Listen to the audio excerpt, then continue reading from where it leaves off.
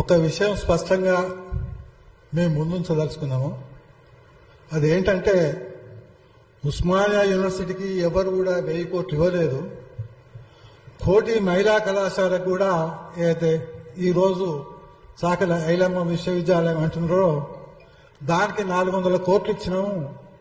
అక్కడ infrastructure development గురించి అని అంటున్నారు కదా, ఇవన్నీ బూటకపు మాటలు. ఎవరు ఒక్క పైసా కూడా ఇవ్వలేదు. అదనంగా పైపెచ్చు ప్రభుత్వం చేస్తున్నటువంటి పన్నాగం ఏమిటంటే ఉస్మానియా యూనివర్సిటీ లోపల 1500 కోట్ల రూపాయల పెన్షన్ ఫండ్ అనేది ఉన్నది. అక్కడ పెన్షన్ ఫండ్ అనేది 1500 కోట్లు ఉన్నాయి. మీ దగ్గర ఎన్ని రూపాయలు ఉన్నాయి నిల్వ అని రాష్ట్ర ప్రభుత్వం తెలుసుకొని ఆ డబ్బులనే పుంజుకునేందుకు ప్రయత్నం చేస్తుంది.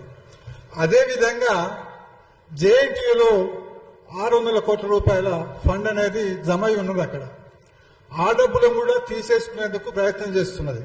అంటే వాళ్ళు ఇవ్వడం కాదు, తీసుకోవడం అనేది ఎక్కువ ఉన్నది.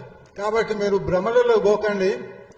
పోయి ఉస్మానియాకి 1000 కోట్లు ఇచ్చినట్టు బిల్డింగ్లు వస్తాయట, అవి వస్తాయట అని అనుకోవడం అనేది చాలా తప్పనే విషయాన్ని